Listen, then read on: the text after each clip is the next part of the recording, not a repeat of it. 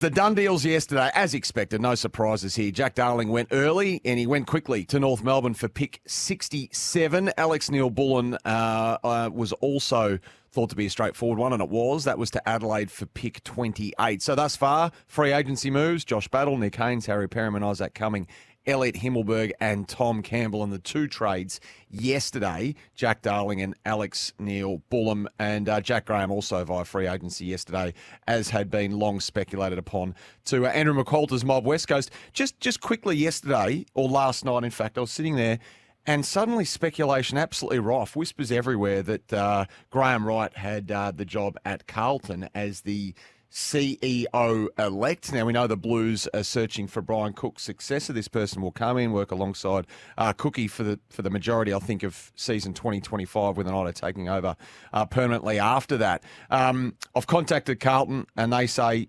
categorically still working through the CEO succession. No offer to anyone yet.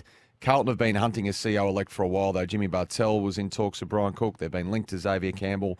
But now Graham Wright, it would appear, in the box seat, has chief executive ambitions, Kane. And everywhere he's gone.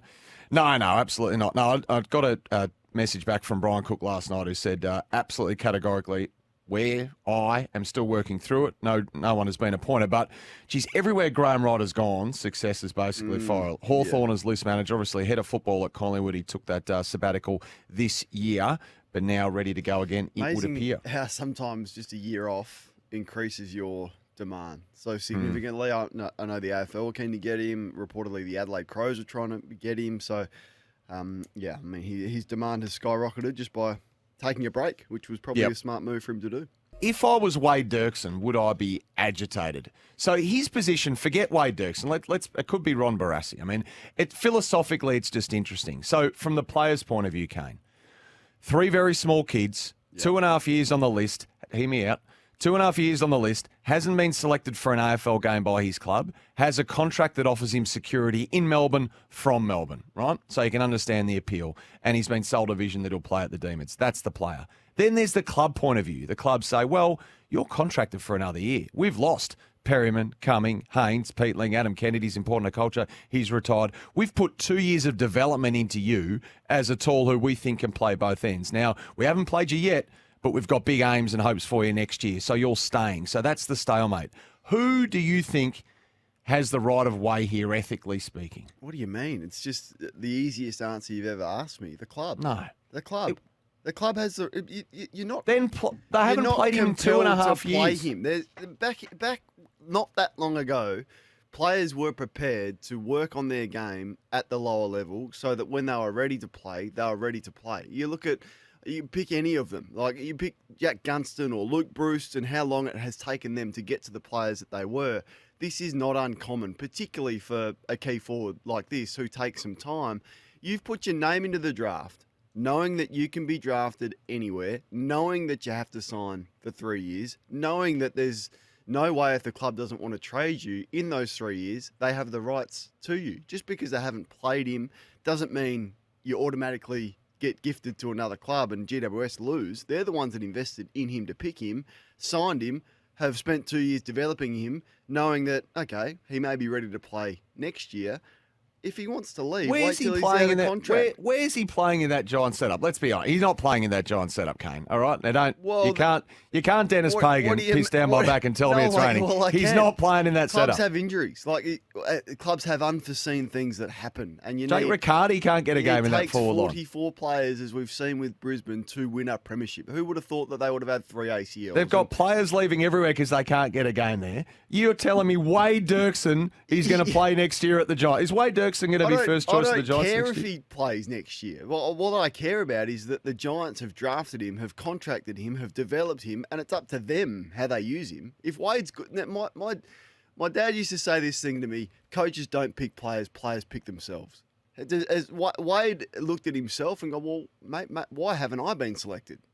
But what if another club wants to play him? Have you got any empathy for the player? There's no guarantee, none. No empathy.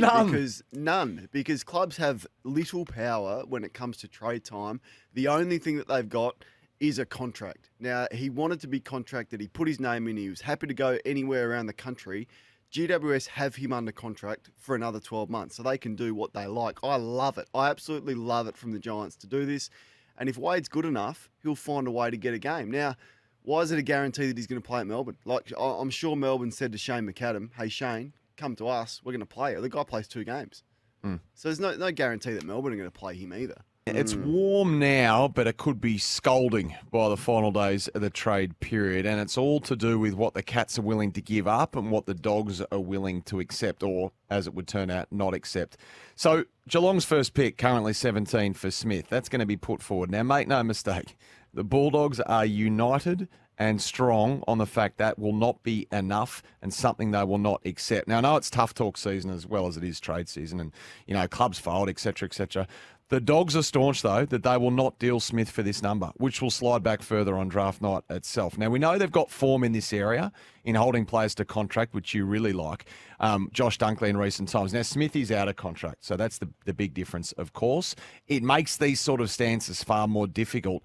But the Dogs just can't fathom trading for Smith for a draft pick not too dissimilar than what the Cats got from Port for Asava Ratugolea 12 months ago. Yeah. So they don't want to have a situation, I can tell you, where players think they can just stroll out and rival clubs think they can walk all over the top of them. So now, if they were to refuse to trade him, which is long odds right now, but it wouldn't be good for the Dogs, obviously. They wouldn't get anything. But it wouldn't be good for the Cats either. So whether it's the national draft, whatever draft it is, that's a lot of clubs to get past to get to a side who played in another prelim final. And it's a lot to put a player through stress-wise as well, the uncertainty, the anxiety. So don't hold your breath on this one. I think this could be a deadline day job, maybe even a deadline minute job next week. And as I think as we sit here now, I can see a world where the Dogs refuse to trade. Wow. I can absolutely see that. Don't we hear that all the time at the start of trade period, though? Like, we're prepared to walk him through. We saw it with Port and Geelong last year with 90% of the time. Himself. Well, they always say 90% this. of the time. It'll happen. Yeah, I'm just telling you what people are saying at the moment. Okay. And it's, well, I listened to Sam Powell yesterday. And let's have a listen to him, shall we? Sammy, let's have a listen to Sam on Bailey Smith first. We've had a couple of preliminary chats with Geelong, so we think Bailey's worth a lot. 23-year-old, influences the results of games. Highly marketable player as well. He's got the attributes for the modern game, so we'll negotiate in good faith to hopefully reach an outcome during this trade period. Putting the markability in there was interesting. Like, I've never heard a club talk up players that they haven't really loved more than I heard Sam talk up his players yesterday. So Bailey Smith, yeah, he's a good player. Luke Beveridge was playing him at half forward and he couldn't even break into that midfield, which was highly frustrating for Bailey Smith. Now, for Sam to get up there and say he's a great player and he influences games, he plays the modern way, he's highly marketable, is rubbish when you look at the way, when he was fit, that your coach was using him. So I found that staggering. He went on to speak about Jack Macrae. Have a listen to this on Jack Macrae. I think when someone comes to you, your initial starting point is to be respectful of that and you sort of open ears, but at the same time, it needs to be a suitable deal, especially for a player in contract. Suitable deal. And then he went on to speak about how much they love Jack Macrae, and I bet you they're referencing the All-Australians. Your coach doesn't rate him. Let's be completely honest at the Western Bulldogs. Who could fault Jack Macrae wanting to be traded from the Western Bulldogs? Hang on. Who could fault Let's come back to our Wade Derksen discussion. He's contracted for not one more. Yeah, so don't talk but him two up. more. So don't talk him up. He played 19 games. So, how many is sub? But he's contracted Kane. Yeah, so if they want to keep him, they keep him. I'm more than happy for them to keep him. Yeah, 100%. You can keep him as much as you like, but let's not talk him up like he's a superstar player. Two more. Well, that's a life sentence, according to you. 100% keep him. But let's not say that he's a really influential player. We're going to have to get fairly compensated for him. Your coach doesn't rate him. He plays him at sub at every opportunity. He's the first one out at every opportunity. And then I couldn't. Have we got Caleb Daniel yet? We're going to go we've one. got him. We got one more just on say. This is what he said about Caleb Daniel. Caleb, there's been no indication from Caleb or his management that he wants to look elsewhere. Again, Caleb's vice captain of the club, 2 years left on a contract, a really valuable player. So can't really comment on that at this stage. Vice captain of the club, really valuable player that you've put in the VFL 8 times. Like, come on, this is rubbish. And I'm not surprised that clubs are doing this, but if you want Caleb Daniel, you should be playing him, Sam. And if they're not going to play him, don't talk him up like he's the vice captain and a really influential member of your side that you do not want to play and that your coach does not rate. So Smith, McRae and Daniel, your coach doesn't rate. That's the facts of it. So then don't start talking them up like they're these superstars that are so important to the makeup of your team. Give us your thoughts on that. The OMA text line's 0426 307 511. Like Joe's text in, Andrew Mackey's disingenuous comment regarding Bailey Smith's recent ACL did not go unnoticed. 1, why then is Geelong interested in him if this is such a genuine concern? 2, Mackey conveniently failed to mention that this year's Norm Smith medalist suffered an ACL injury only last year. 3, no one has had a better rehab program runway than Smith, who showed no interest in playing this season, despite having more recovery time than others like McStay. It will be over 1 year since his ACL injury suffered at the start of the preseason before Smith debuts for the Cats' first game next year. So they're very debatable topics, these. They are, but I mean, you got to, before the ACL injury, you need to, and you may have a better understanding of this, how was Bailey Smith feeling about the way that he was being used at the Western Bulldogs? No, he wasn't happy positionally. Correct. Absolutely not. And that's what planted the seed initially. And look, I think if you spoke to people in the cold light today and you know, with the truth serum in full flow at the kennel, they would say both parties need a change. Agreed. The change will be good for the player. The change will be good for the club. But that doesn't mean you hand him over for nothing. I mean, I think we all see the player Bailey Smith was and the player that he's going to be again. Yeah, I'm not suggesting you hand him over for nothing, but don't do what you said I was doing about Dennis Pagan and tell us how much you love Bailey Smith when you've shunted him to the hardest position to play on the field at half forward and your coach doesn't really rate you. And then don't tell me that he's a highly marketable player, like as if that goes into calculations when you're looking at a compensation for a pick. The fact that he's highly marketable. Well, the Cats merchandise shop might take that into it. And then don't tell me that Caleb Daniels is a vice captain and a highly important member of your team when you've dropped him 8 times. 8 times. Like, come on. Gee, the dog supporters are unhappy with you. You're going them again. They can't believe it. Well, Get some new materials, the general feedback off the IMR. It's not my material. It's the club. Like, surely the Dogs fans can see straight, almost laugh when I heard. And Sam's doing what Sam's trying to do and do the best for the club. But don't tell me that you love Jack McRae. Come on. Let's. Right. Bevo loves Jack McRae, does he? And Bailey Smith and Caleb Daniel, please. The ruthless list since 2000, Kane, you've been working on this forensically. Yeah, I was here at 4:30 putting this together. We floated it yesterday. So 7 ruthless decisions clubs have made since the year 2000. Because I just think what has started this is that we are so nice. We've become a nice industry and the time of clubs being ruthless has gone. Largely across the board. Everyone's just looking to keep all the player managers happy, keep the coaches happy, keep the players happy, keep everyone happy, keep the supporters happy. But there was a time when clubs made hard calls for the benefit of their footy club. So let's start with number 7, the ruthless decision Geelong made to hold Tim Kelly to his contract. Geelong loved Tim Kelly. They were the ones that got him after he was overlooked under the noses of both WA clubs. He wanted to go home at the end of 2018. Geelong say, nah, you've got another year left. We're holding you to that. And then they absolutely torched West Coast with the draft. They torched them. So Geelong got pick 14, 24 and 37 from West Coast in exchange for Tim Kelly. They could have easily gone, you know what, Wade Derksen, you want to go home, go home. But they didn't. They held him to his contract and then they absolutely torched West Coast. And that was probably the catalyst for really affecting West Coast and their list build to the point where they are at now. So well done to the Cats for that one. Number 6, we can go back to 2003. We've touched on this already throughout the trade period, but Port Adelaide sending Nick Stevens to the preseason draft in 2003 was just genius. It was so good. We played Collingwood in a prelim final. They'd knocked us off. Nick was sort of running around saying that he was going to be teammates with the opposition players during that game, which we didn't love, and he wanted to get to Collingwood. Port Adelaide said, no, we're not trading you to a rival of ours. We're going to send you through to the preseason draft. And he went with pick 2 to Carlton. We won the flag the following year, and times were pretty tough for Nick at Carlton. Ruthless decision number 5, and maybe the second most ruthless decision this club has ever made. Adelaide sacking Brenton Sanderson after 2 years was probably the most ruthless thing they've done since Malcolm Blight came in and axed the superstar players. So the Crows said the decision to part ways after 3 seasons came after an extensive review of the club's entire football operations. He had 2 years left on his contract, And in his first season in 2012, he took the Crows to within a goal of the grand final, and they were beaten in a prelim final by Hawthorn. The Crows finished 11th the following season and 10th in 2014, and the club led a review. Andrew Pays, Mark Rasciuto, David Noble's a name that you just got to remember here. David Noble was a part of this. Had a post-season analysis which included some players, including my man Tex, that were critical of Brenton Sanderson, and he was gone. 58% win-loss record. Gone. Sacked with 2 years left. Ruthless. Absolutely ruthless. Ruthless decision.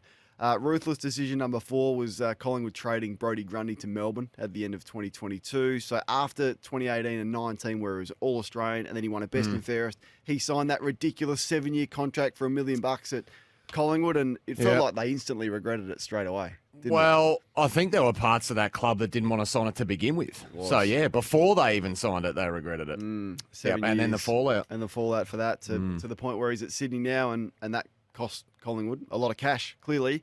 We'll stay with the Pies because ruthless decision number 3 was when they offloaded Treloar, Stevenson and Tom Phillips in the club's fire sale at the end of 2020.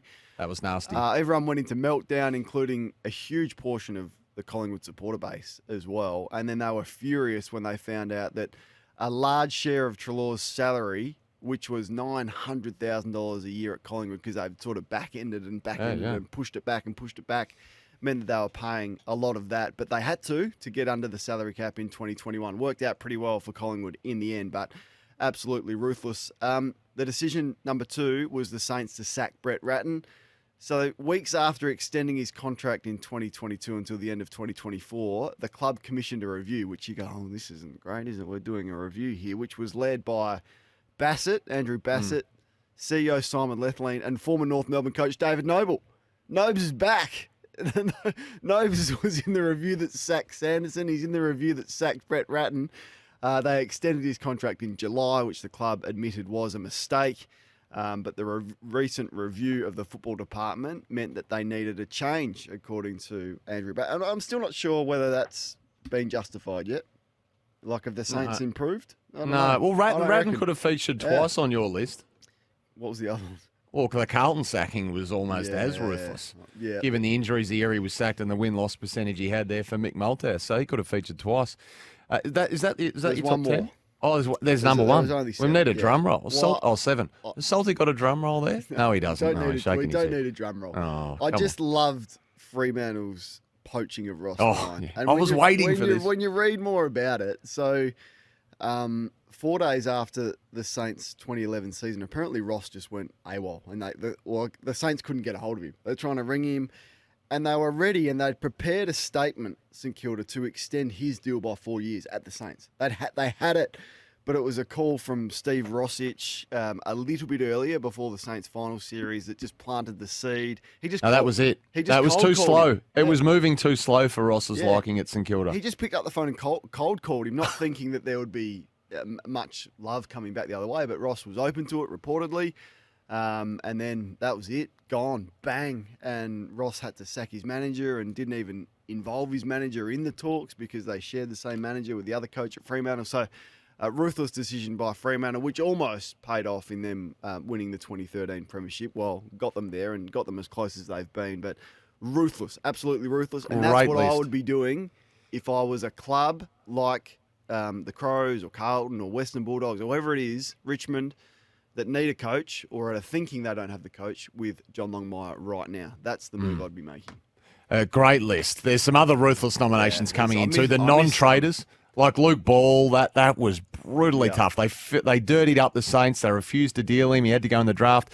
Ruthless, Carlton refusing to trade for Jack Martin. They were never happy with the deal the Suns were offering. All sorts of scenarios chucked in the bin, and then they got him in the draft for nothing. That's coming through from Tom. So keep those texts coming through. That's a good list. Thanks to Estimate 1, which is now E1. And also off the text, Eston have got a chance to be ruthless or get ruthless and send Jake Stringer to GWS. We need players that maintain standards. No one is above the standards. So that's coming through off the text as well. You know, as I was watching the cavalcade of list managers and football managers yesterday with Cal, the phrase I'm already sick of, it got on it. Once I'd heard it a good half. Really respectful. but he's a contracted player. That's how I was losing my mind on that as well. Yes, mate, we know he's contracted. We also know contracts mean 2/5 of stuff all. This is my point about it.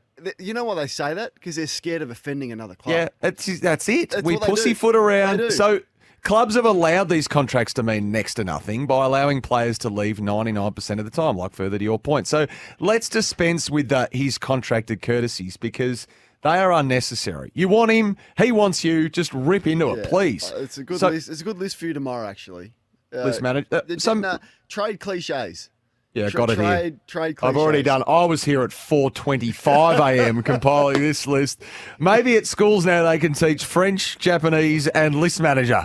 So I've got some ripper here. I've got some. Buddy's contracted is at the top. Personal favourite though from yesterday. We're in constant dialogue. Might also get mentioned. Required player. Oh, still a lot to work through, though. Still a heck of a lot to work through. I thought Alex Neal-Bullen for pick 28 was the right match. Second rounder felt about right. What didn't feel right, though, was the fact the Crows handed back the second round pick the Demons had given them only 12 months ago for Shane McAdam, who played 3 senior games this year. So if you're looking at it over the course of 12 months, Alex Neal-Bullen for Shane McAdam is not the right match, unfortunately, for the Demons. I wouldn't have thought. Good Kane. trading for the Crows. Yeah, I mean, this is another question I've got for Melbourne. I know they love Alex Neal-Bullen, and I know there's family reasons and all of that. But why is this the first trade done, and why are they so easy to deal with? Like, as if that's not a fair trade for Melbourne, isn't it? You would have thought he's got 3 years. Was it 3 years left on a contract that he recently signed? So what would their best and fairest? I thought 28 felt right, but what do you think? For a contracted player who's a key member of that side, and you've just member. Well, you've just said what Adelaide got back for McAdam. Like McAdam. Yeah, well, I was comparing him to Shane McAdam. Of Alex Neal-Bullen. He's 28 years of age, soon to be 29. Alex Neal-Bullen, a good, solid role player. I felt a second round pick was. So, how much better of a footballer is Liam Baker than Alex Neal-Bullen? Oh, I think he's a fair bit better. A fair bit. Yeah, absolutely. I think Liam Baker's a first round pick for sure. I think Liam Baker's a better player and a couple of years younger, but I don't think he's a fair bit better. Like I don't think it's chalk and cheese here. Well, it's so subjective. And he's contracted for 3 more years, and Baker's out of contract, so you got to factor that in as well. I just think, firstly, well done to Adelaide. I'm staggered that Melbourne it's situational too. Weren't a little bit harder than this. Very situational, okay? Very situational. Alex Neal-Bullen's desire to get to his home state is very different to Liam Baker's. I want to talk to you about Dan Houston. Just before we do, Mario is in Ivanhoe. He wanted to talk about this player as well. Morning to you, Mario. Welcome. Thanks, guys. Really enjoying your show, as always. I just want to run this question past you. Clearly now that Dan Houston is on Collingwood's radar, do you give North Melbourne any chance of getting him? And if we don't, who would you target if you were North Melbourne, given that you're going to have hopefully next year's first round pick to give away and maybe split pick 2 into, at best, 6 and 9, or maybe St Kilda would like to give up 7 and 8 for it? I don't know. I was just wondering what your thoughts are. I think it's Caleb Daniel, Mario, for North Melbourne. I'm not sure if they had designs on getting both in the door. To me, it felt like Dan Houston might be the priority and then Caleb Daniel was the backup plan. And Caleb's still working through his things at the moment, hasn't stated his intentions. But, yeah, I feel with Dan Houston. You wouldn't say they're being used as a pawn, Kane, but I don't think they're at the races at all. I mean, let's break this down. And Mario, thanks for your call. It's a great question. Hang on the line. We'll flick you the Illuminate Lighting Starter Pack, $200. You can use the 4 spotlights, a transformer, all the cables. Get yourself started and you can build up from there thanks to Illuminate Lighting Starter Pack. Not the first time North Melbourne's been used as a pawn, is it?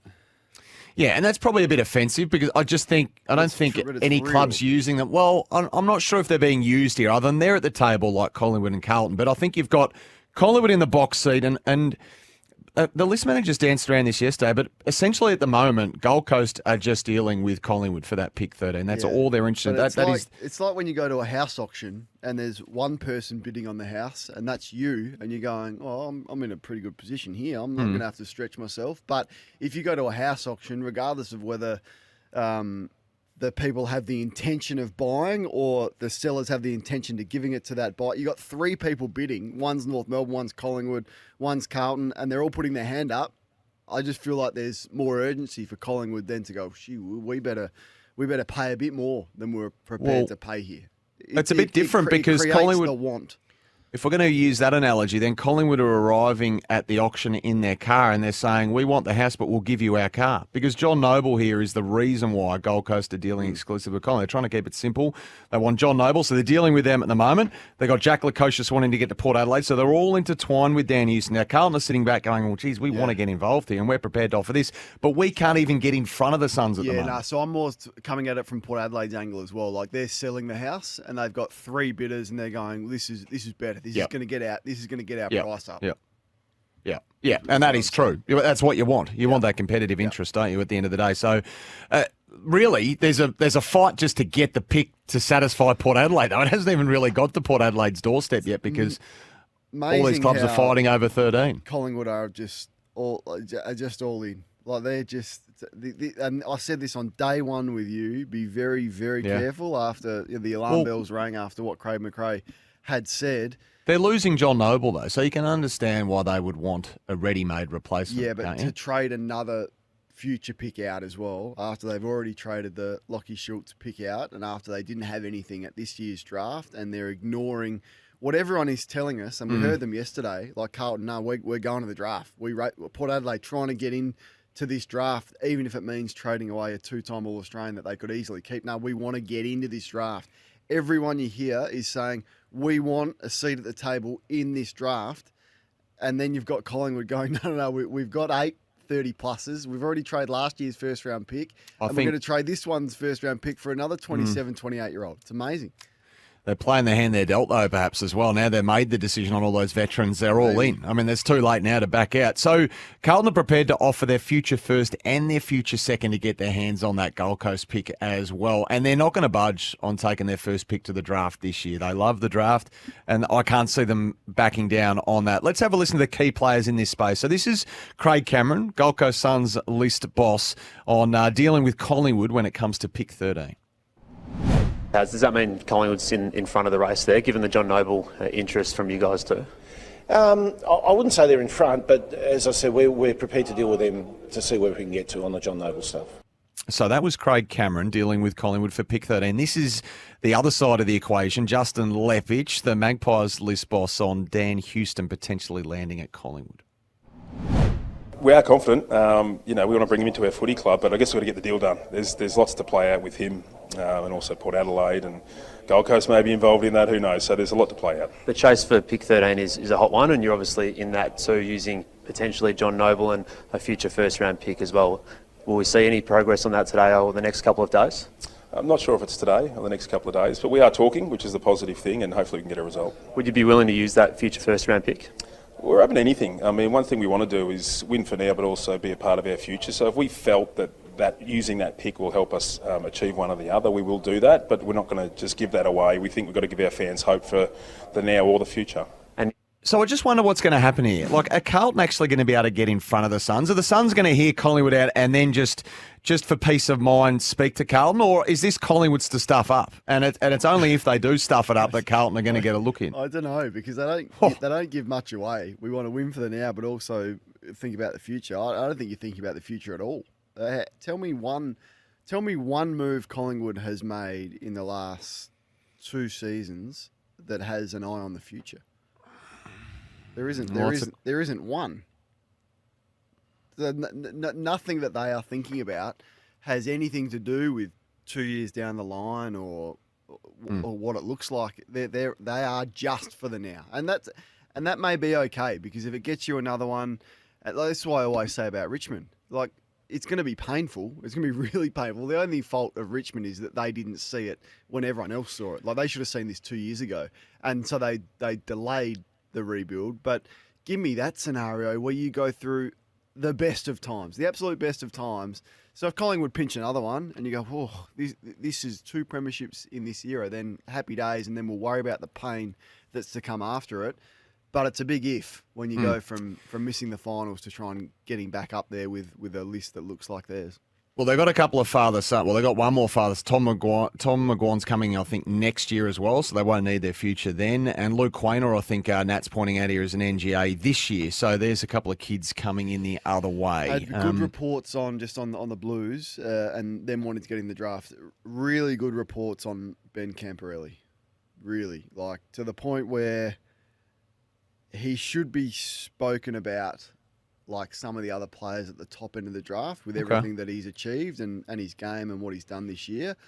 But whether that's because everyone just knows he's going to go to Carlton and some people aren't pushing him, but really have heard some really good things about him and his makeup. And I mean, they're just animals, the Camperelli twins. So I'm really excited for Blues fans about what the possibilities. It may not be next year. They may take some time to develop like young players do, but they're just made of the right stuff. So I think Carlton fans should be excited by that.